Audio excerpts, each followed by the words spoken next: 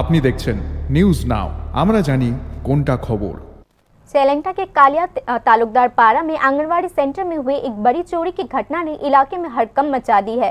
बदमाशों ने देर रात आंगनवाड़ी सेंटर का ताला तोड़कर बेबी फूड समेत कई जरूरी सामान चुरा लिए।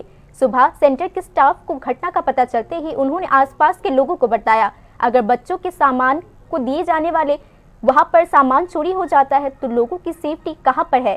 आसपास के लोगों ने उसी पर सवाल उठाया। इसी बीच चोरी की खबर मिलने के बाद पुलिस ने मौके का मुआयना किया। शुरुआती तौर पर माना जा रहा है कि चोरी पहले से ही प्लान किया गया था। हालांकि पुलिस ने कहा कि सीसीटीवी न होने के कारण बदमाशों का पहचान करना थोड़ी मुश्किल हो जाएगी।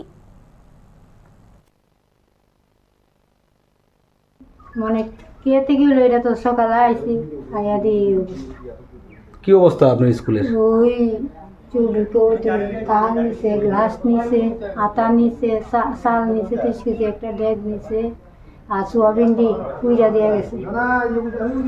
তো গডরেজ তো ভাঙা, গডরেজের ভিতরে কি কি ছিল, কি নিছে? গডরেজের ভিতরে থাল, গ্লাস, আঠা, খেলনা জিনিস আছে। এটা কোন জায়গার স্কুল এটা? কালিয়া তালুক। লংতরা ভ্যালি। আপনার নাম? সুভদ্রা সরকার। আপনি কি স্কুলের ইনচার্জ? হ্যাঁ।